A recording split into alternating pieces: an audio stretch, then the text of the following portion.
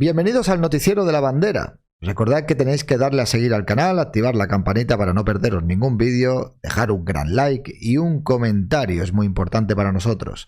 Lo que vimos anoche en Horizonte fue un duro golpe a la credibilidad del PSOE. Iker Jiménez abrió el programa con el protocolo socialista en mano, un documento que proclama que el partido es un espacio libre de acoso sexual. Sin embargo, la realidad es otra. Los casos se acumulan y ya van varios en apenas una semana. El contraste es brutal, un partido que se ha erigido como bandera del feminismo, ahora atrapado en su propia contradicción. Jiménez lo dijo claro, muy bien no va. Y es que mientras el PSOE presume de igualdad y respeto, sus filas se ven sacudidas por escándalos que recuerdan a un auténtico Me Too interno. La metáfora del presentador fue contundente, una pinza doble que aprieta al partido, formada por la corrupción que afecta a todos los partidos y el acoso sexual especialmente doloroso en quienes siempre se presentaron como adalides de la moral progresista. La dimisión de Javier Izquierdo fue solo la punta del iceberg. En cuestión de minutos, su caso estaba en todas partes y el propio equipo de Horizonte repasó titulares que confirmaban lo evidente. Otro presunto caso de acoso y otra renuncia. Y lo más grave, según fuentes internas, es que esto no sería casualidad, sino fuego amigo. Tensiones internas que estallan tras la condena al fiscal general y la reacción del partido, generando un auténtico tsunami político. Mientras tanto, nombres de detenidos y empresarios vinculados a Plus Ultra y la SEPI se suman al cóctel explosivo de corrupción y escándalos, y aquí la pregunta es inevitable. ¿Qué está pasando dentro del PSOE para que todo esto salga precisamente en este momento? Disculpen lo de las gafas, pero es así la vida. A ver, les leo. Objetivos son de Carmen. Objetivos y principios básicos.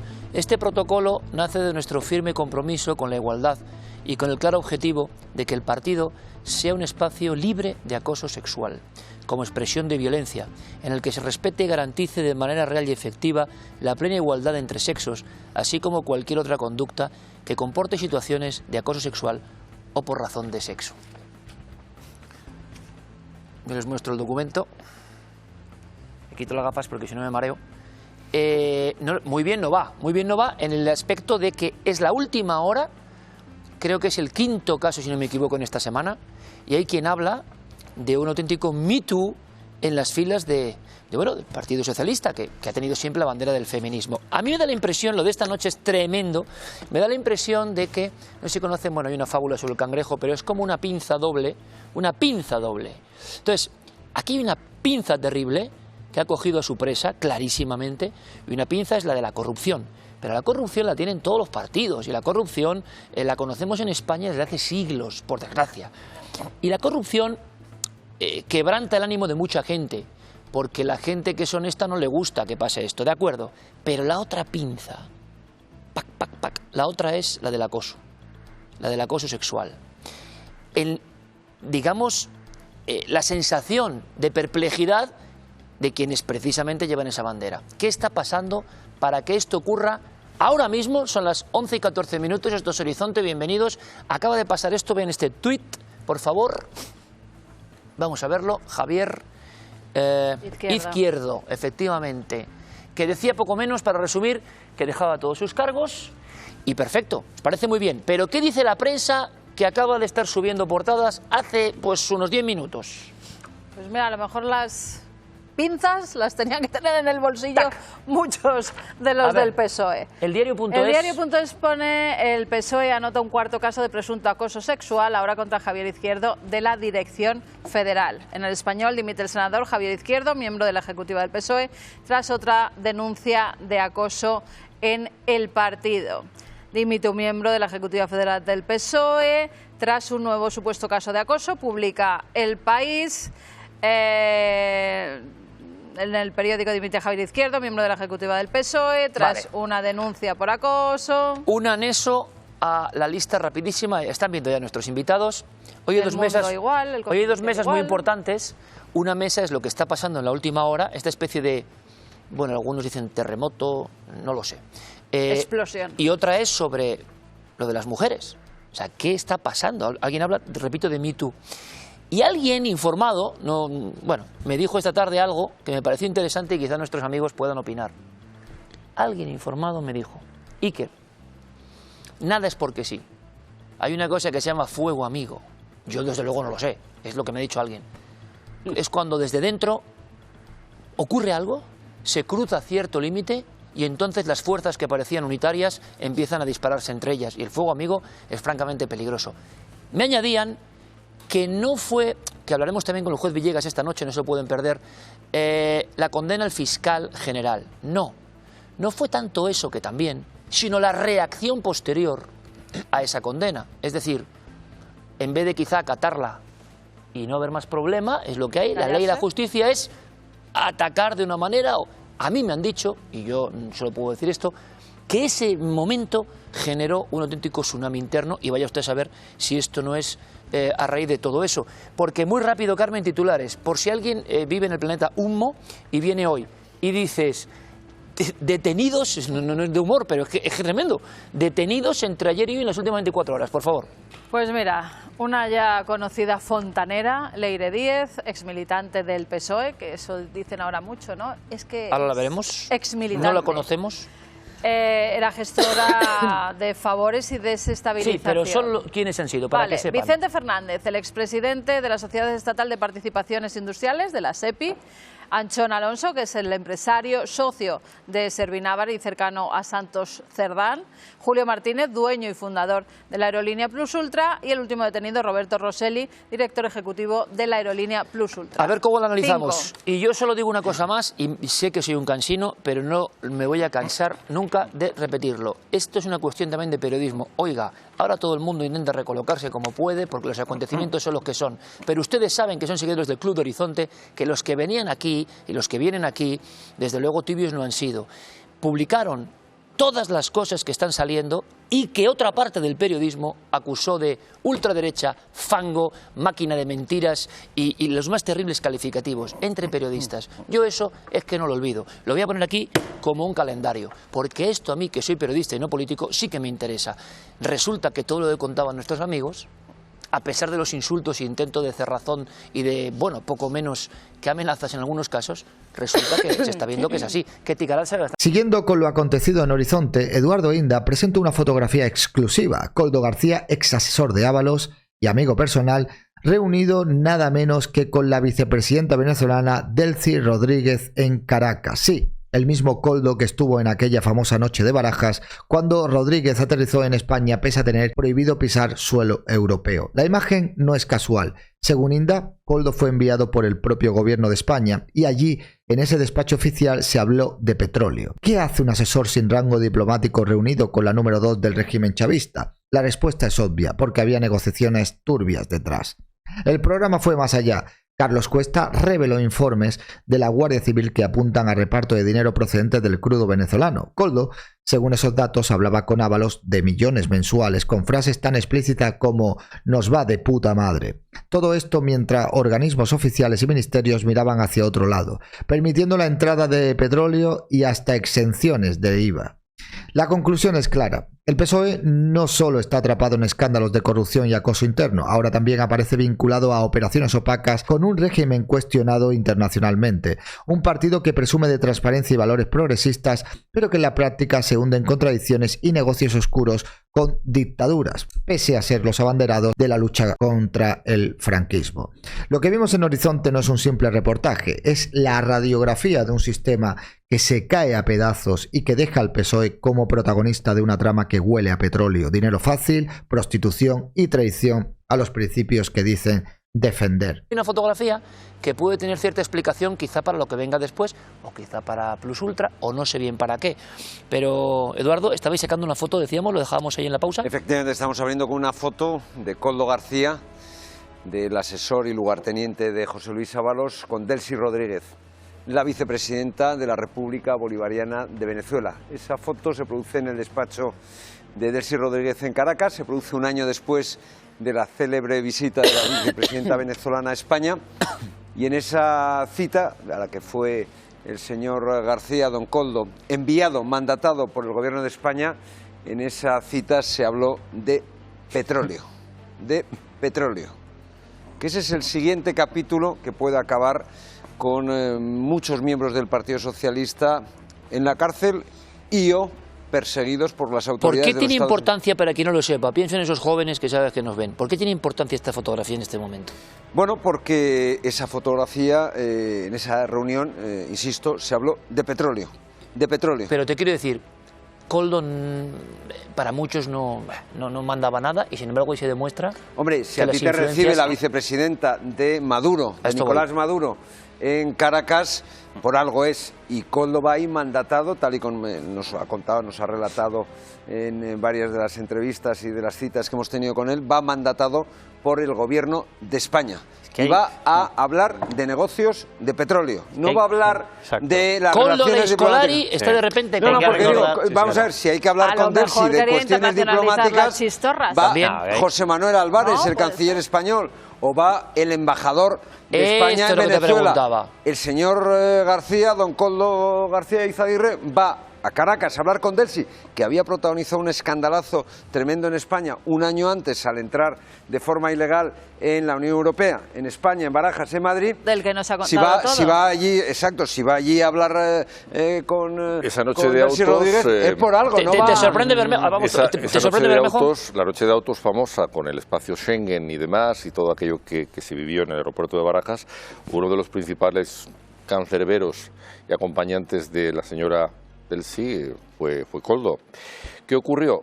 Que Koldo en algunas declaraciones en su día él dijo: yo no podré hablar de esa noche porque hay muchas cosas que me las llevaré a la tumba. O sea, la gravedad era tan importante Ni sobre muerto, lo que dijo. se trató que yo creo que tiene los tintes suficientes como para pensar que esta fotografía, que tiene una revelación interesante, porque el hecho de ir a ver a la vicepresidenta sabiendo que las relaciones no eran buenas con la parte de nuestra Cancillería, indica que hay otros intereses. Que hay que recordar en uno de los informes de la UCO, que es posterior, de hecho, a la fotografía. La fotografía es del año 21. Claro, Koldo empieza a repartir el dinero procedente del petróleo y habla con Ábalos. Y dice, de estas empresas, y menciona dos, de estas empresas que tenemos controladas, y dice él, literalmente, porque nos va de puta madre, nos va a tocar 1 millón. Habla de al mes, 1 millón. Y dice, 500.000 para ti, le dice Ábalos. Y el otro 500.000 no lo asigna, no dice para quién es.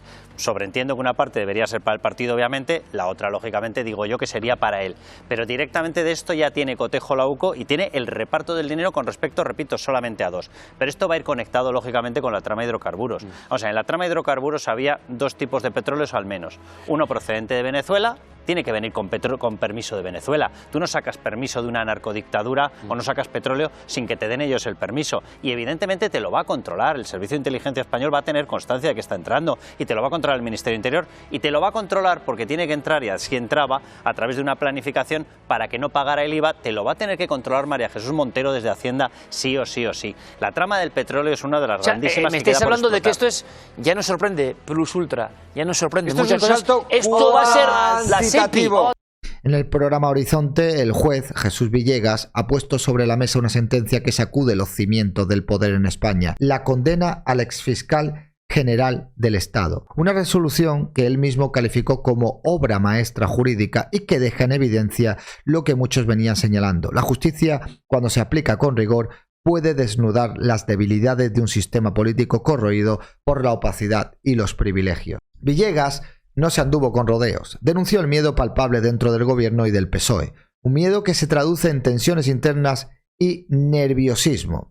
Porque si cayó alguien tan cercano al círculo de poder, cualquiera podría ser el próximo. Y es que esta sentencia demuestra que la impunidad no es eterna, aunque algunos dirigentes actúen como si lo fuera. El magistrado subrayó un punto clave: la existencia de prueba directa, especialmente la nota de prensa oficial, que confirmó lo que antes eran simples rumores periodísticos. Eso, dijo, es revelar un secreto. Y aquí queda claro cómo las instituciones, cuando se pliegan a intereses políticos, terminan cruzando líneas que jamás deberían cruzar. Mientras tanto, algunos periodistas y voceros, como Sara Santaolalla, que afirmaron sin tener ningún tipo de pruebas que estábamos ante un golpe de estado judicial, quedaron totalmente retratados. Villegas lo desestimó con contundencia, recordando que la justicia no se construye sobre rumores ni medias verdades. Tú comentaste algo cuando no tenías toda la información de la sentencia del fiscal general del Estado. A mí me han dicho, querido amigo, que esto es clave en cómo lo que se argumenta y la reacción del gobierno. ¿Cuál es tu análisis? Bueno, la sentencia es magistral. Desde un punto de vista jurídico es una obra maestra. yo recomiendo que se lea. Y luego, desde el punto de vista de la reacción de determinados políticos, pues no hacen sino poner de manifiesto el miedo que tienen, porque ven que nadie está a salvo, que la justicia es implacable e imparable. Bien, las reacciones, señor juez, posteriores, ¿sorprendieron o sorprenden ahora conociendo la sentencia? Es decir, hubo un momento en que parecía que, bueno, sí, la acatamos, pero la criticamos. Dicen que dentro del propio Partido Socialista esto ha generado una fractura interna. Es que hay algunos que la acataban y decían que sí lo habían juzgado. Y otros hablaban de guión de Hollywood. Otros hablaban que era un guión, poco menos que de una película. Entonces está la división, ¿no?, misma dentro del partido. Bueno, yo creo que es que hay quien tiene miedo porque ha caído una persona que era de estrecha confianza del círculo del poder y que ocupaba una posición altísima dentro de la jerarquía de las instituciones del Estado. Si este señor ha sido condenado, está la puerta abierta para cualquiera. Es que no hay límite, no importa lo alto que esté. Yo creo que ahora mismo, pues bueno, podríamos decirlo un tono coloquial, pero hay algunos que sufren ataques de diarrea. Jesús, ¿te ha sorprendido algo de la sentencia analizándola? Teníamos un poco Pues el titular, pero ¿te ha sorprendido algo? Sí, si os parece voy a comentar un asunto jurídico que a mí me ha llamado bastante la atención. Se había discutido mucho si había prueba directa o había prueba indirecta. Bien, es que hay prueba directa, porque no solamente se castiga al fiscal general del Estado por la filtración, sino por la nota de prensa. Vamos a comentarlo en un segundito. Imagínense ustedes, como dice la sentencia, que hay un señor que tiene una enfermedad venérea y va al médico y se lo dice. Y el médico lo divulga y dice, bueno, en realidad es que lo sabía todo el mundo, lo sabía la familia, lo sabían los vecinos, lo sabían en el bar, lo sabían en el café. Luego yo al divulgarlo no he revelado ningún secreto.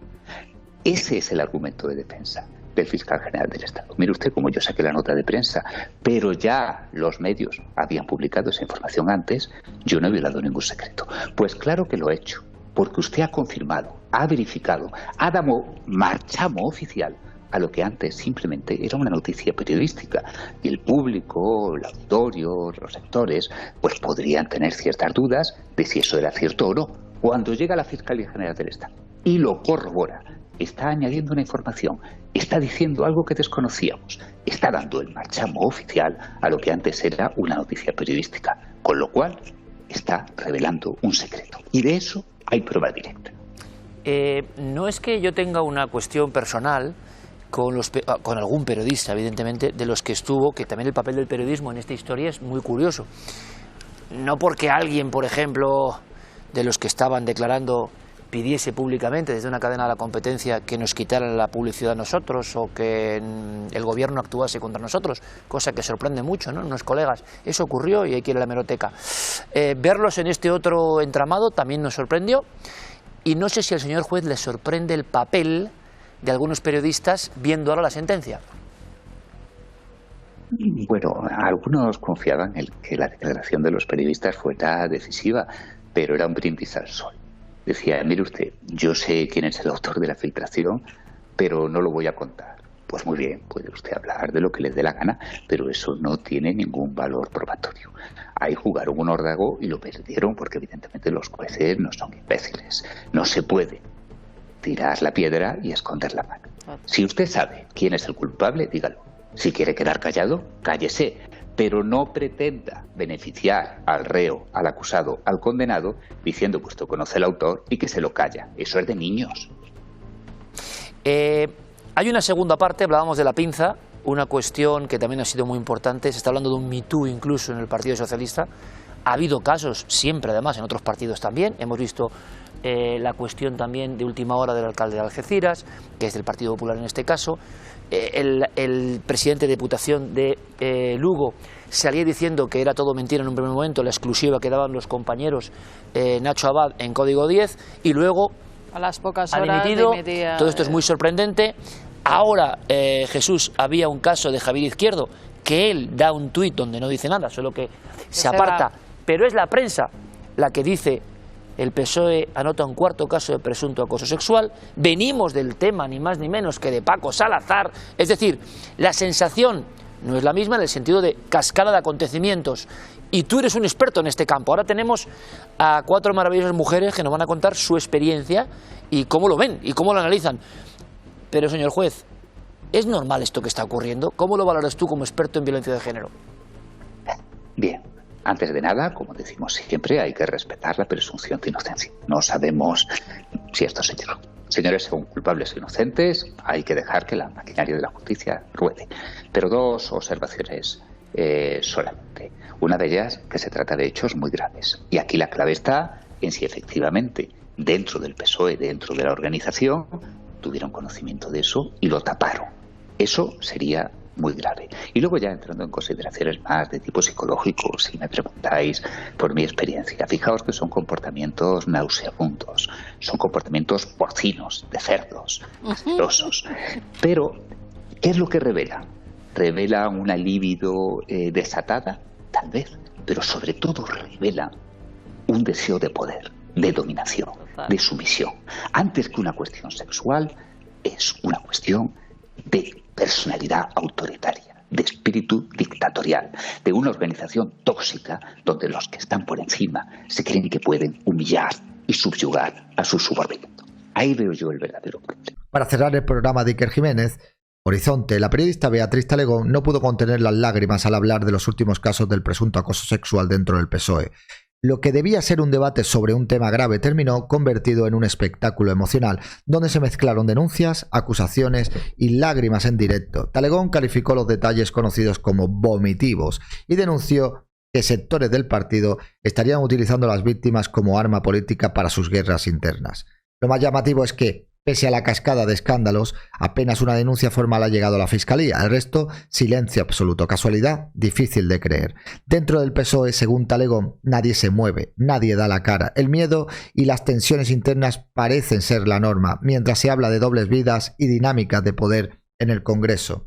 El momento más emotivo llegó cuando María Martín Romero, presidenta de la asociación La Bolaera, relató el dolor de las víctimas. Fue entonces cuando Talegón rompió a llorar, asegurando que estaba viviendo un momento histórico. Pero más allá de la emoción, lo que queda claro es la desconexión entre una élite política que se dedica a dar lecciones desde arriba y una ciudadanía que trabaja duro, que no llega a fin de mes y que ve cómo los poderosos se protegen entre ellos.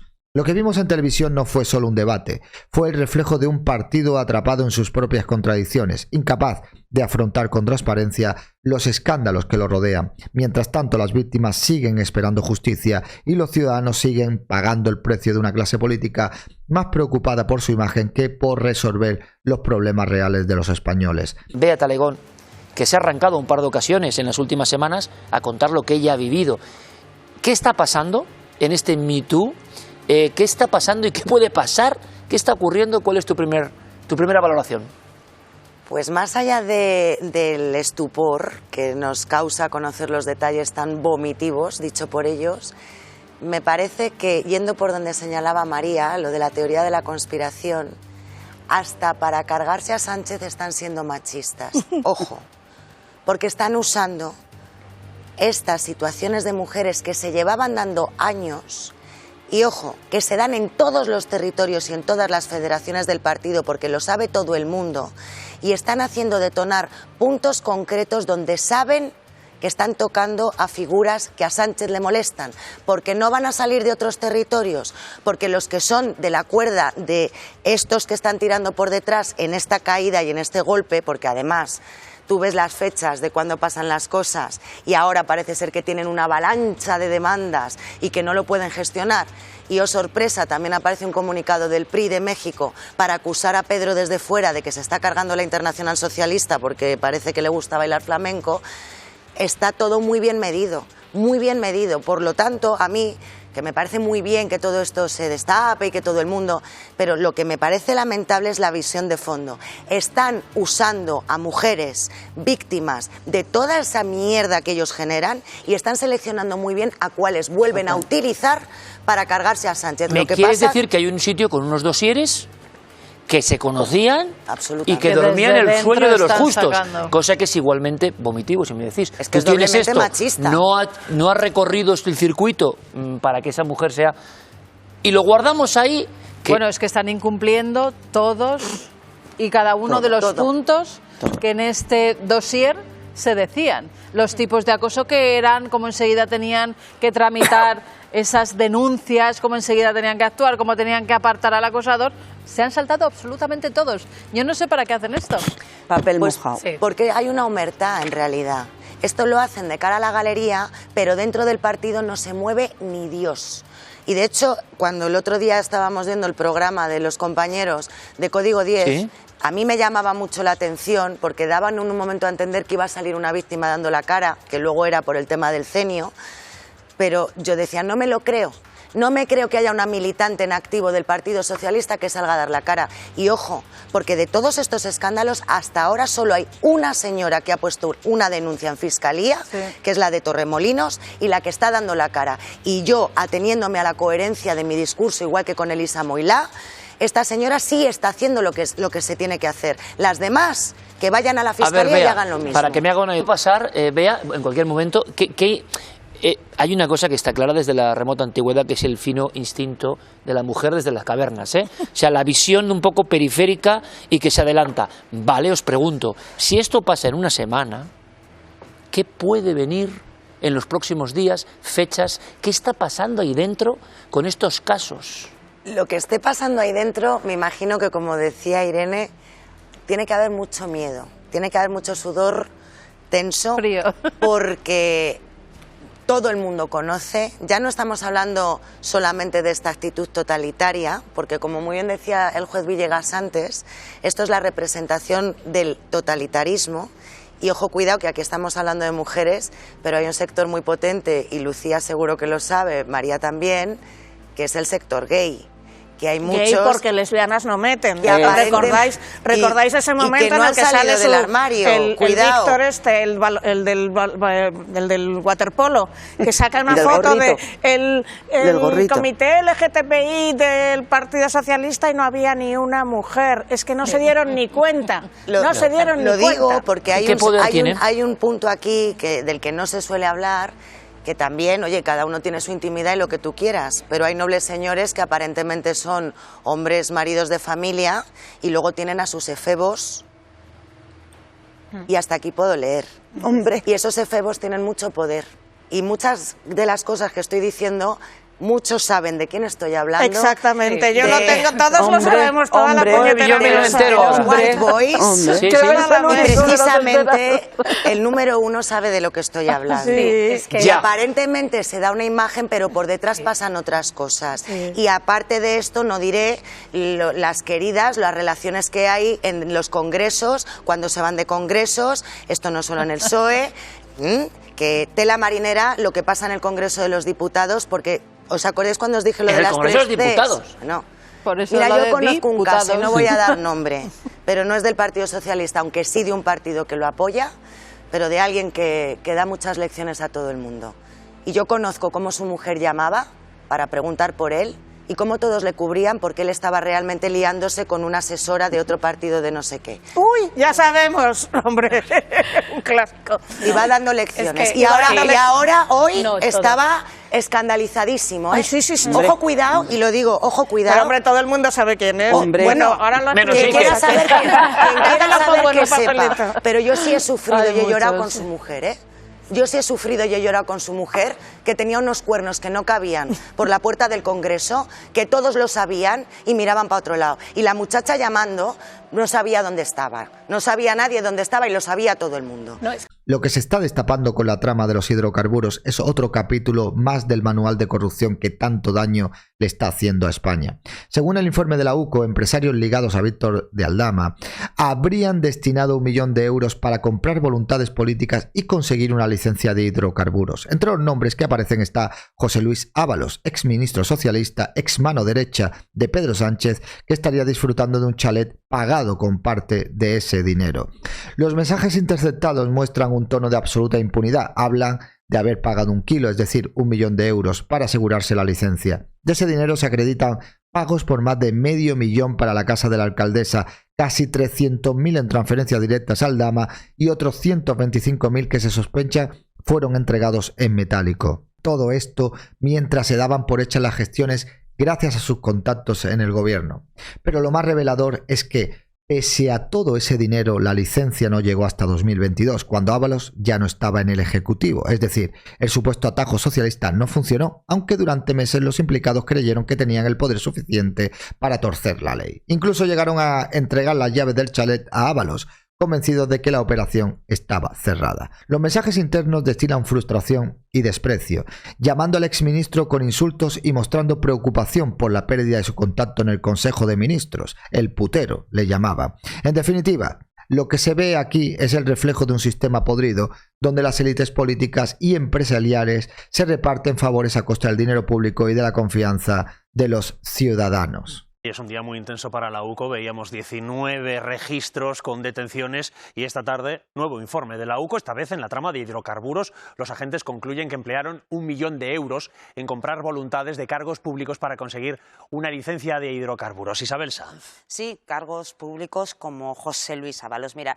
en los mensajes que se han interceptado a los empresarios, ellos hablan de que han pagado 1 kilo. Bueno, pues de ese kilo, de ese millón, la UCO ha conseguido acreditar una parte. Por un lado, 585.000 euros, que es lo que costó la casa de la alcaidesa en Cádiz, de la que disfrutó José Luis Ábalos. Por otro lado, 2 transferencias que suman 292.000 euros y que se le hicieron a Víctor de Aldama. ¿Qué importancia tiene esto? Claro que Víctor de Aldama era la persona que les da el acceso a José Luis Ábalos y a Koldo García. De eso quedan 125.000 euros que la UCO no llega a acreditar y que considera, que cree, que concluye que podría haberse gastado en pagos en metálico. Pero claro, como el dinero en metálico no deja rastro, ellos no pueden decir ni a quién, ni cuándo, ni cómo. ¿Y ese millón, ese kilo, sirvió para obtener finalmente la licencia? No, porque en realidad la licencia no se obtuvo hasta 2022. Cuando José Luis Ábalos ya estaba fuera del gobierno, y se obtuvo por un cambio de estrategia, porque en un principio ellos no se daban cuenta de que lo que pasaba era que no cumplían los requisitos, y fue cuando ya los cumplieron cuando lo obtuvieron, y además lo hicieron a través de otros ministerios. Pero es cierto que durante meses, desde el entorno de Ábalos, de Koldo, a través de Aldama, les hacían creer que estaba a punto de conseguirla. Tal es así que en el mes de junio del año 2021 le dieron las llaves del chalet de la alcaidesa a José Luis Ábalos. De eso se habla en uno de los mensajes que recoge este informe de la UCO que hemos conocido esta tarde. Y vaya cómo se habla. La hija de Carmen Pano y su pareja, Natán González, dicen textualmente: «Qué hijo de puta el putero. Ha sido pillar la casa y le ha dado al botoncito». En realidad, el botoncito o no le había dado o no funcionaba, porque unos meses después acabaron desahuciándole porque no habían conseguido todavía la licencia. Pero otro mensaje en el mismo tono. Mira, se ha enfrentado el putero. ¿Quién es el putero?